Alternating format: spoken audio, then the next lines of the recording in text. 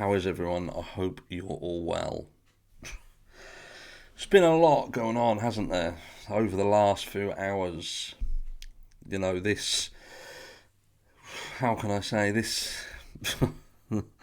It's an accident. It's an accident has kind of thrown a lot of emotions up in the air. And we seem to now have an acceleration in this new breed of YouTuber as well. The YouTuber that utilizes the name of a victim in order to bash people who are making content about a victim. Who knows? Who knows? Who am I to say anything? But this is one thing that I will say. Look, now when people turn around and say, you're all wrong, every single person who turned around and said that this situation, what happened to Kiely, was not an accident, there was something nefarious about it, all of you people were wrong and you're sick, this, that and the other. I want to put this out to you. Now, let's just remember that the very people who are now saying that this was indeed an accident are the very people who said that Kiely wasn't in the reservoir in the first place. Just let that settle with you a second, because that's what accelerated this. This is what caused a massive amount of the speculation right at the beginning. And I will also say this as well, from the look of Jagger Westfall's last post on social media, it looks like he's only just, because of what law enforcement have said, concluded or, got peace that Kiely wasn't harmed. Or I would assume that up to that point that he was not 100% sure either that something hadn't happened to her in a nefarious way. And we're now just trusting that the people who couldn't find Kiely's vehicle in their assessment, there was no foul play. And I will ask this question then. So if you are confident that there is, what are you saying? What were you looking for in order to prove foul play? Is it that you just didn't look hard enough, like in the reservoir, and that meant that you didn't find anything?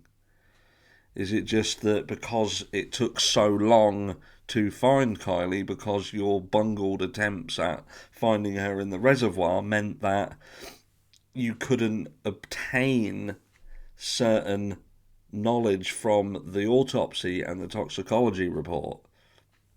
Was that something that was done intentionally? Because I still question as to how a dive team with equipment for search and rescue failed to find a 15-foot long vehicle in around 14 to 16 feet of water, at the closest proximity water to where Kiely's phone pinged. Because you would think that that's where you would concentrate all your search efforts. But look, what do people want people to do? Do they want people not to care? So if something like this happens, just spot out, stay out, don't say anything. Think of how many cases in history would not have been solved if it wasn't for people not taking what it looks like happened at face value and digging a little deeper. There are still things in the Kiely Rodni case that do not make sense. They do not make sense. Even if you want to turn around and say that this was an accident and make out like you're some hero and some person who knew right from the very start that this was an accident, it was obvious it was an accident. Well, the kids and the people who was around her didn't think it was an accident. They thought she'd been abducted. So not even the people who spent the last few hours with her thought that this was an accident.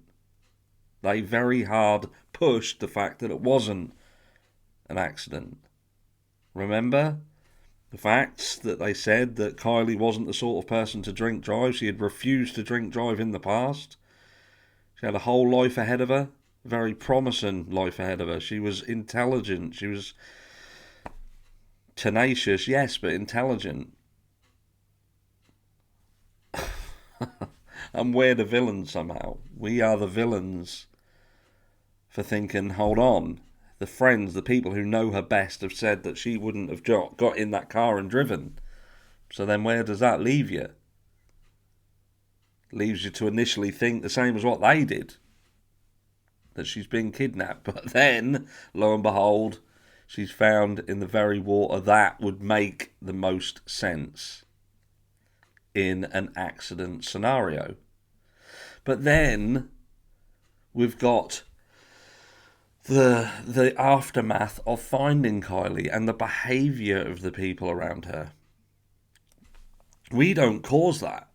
Like, there's people on this platform who are saying how YouTubers and true crime channels attacked the family and made their life a misery and got them death threats and things like that. And I think to myself, hold on a second, you're coming out and saying how we've caused people to have death threats, but you're clearly not looking at what they're doing online. The fact that Jagger himself has been openly taunting and hunting people down and commenting openly on their social media. Do you think that that didn't have some influence on the threats that he received? Wasn't because somebody put out a video about what potentially happened to Kiely. It's because of the way in which the people around Kiely was acting after she was found. Their anger, their frustration towards Adventures with Purpose, which I now see is even more rife and ramped up now. You know, what did Adventures with Purpose do? Do you know what I mean? They looked at what we looked at. They saw what we saw. They spoke to people at Ground Zero who gave evidence, they gave accounts that would make anybody think that there was something going on. I don't know what to say. You know, has there been a huge miscarriage of justice? We don't know. Was this simply just an accident that Kiely got in the car and drove into the reservoir? I hear a few people on different places and they turn around and say, you know, she stopped, she paused. This 14-second pause proves that she was lost. She was in an unfamiliar area. Let's not forget, she wasn't in an unfamiliar area. She was native to this area. The sanctuary was somewhere where they partied frequently. This wasn't Kiely's first ever party. And anyone who thinks it was is fucking naive. They would be partying here all the time. This is what these kids did. She was very familiar with this area. And if the autopsy report and the toxicology report or anything to go by was saying that, what, a stone cold sober, no real sign of anything that could, you know, affect anybody's judgment, meant that she, again, zigged when she should have zagged at a place that she was potentially, she'd been over and over and over again. But what happened on this one night where it all was different? And she just ended up in the reservoir. The reservoir wasn't new, and she wasn't new to the area. And I'm pretty sure that wasn't the first time that Kiely had ever driven home from the sanctuary and gone that way. Will we ever know the truth? No, I don't think we ever will. And there's just as many people who feel that there has been a conclusion in the accident being given as the finality of it than there is people who don't want to accept it. You know, it's that balance, isn't it? That 50-50. All I know is that in terms of what I feel, even trying to think that this was an accident, I still feel that there is people to be held accountable. There is people who was responsible. It was 100% avoidable. And all it would have taken for her to still be alive today would have been for her mother to be more of a mother, and for her friends to be friends and to look out for her. But none of them did. And I guess there's just no law that states that if someone dies because you're an asshole, you can be charged for it.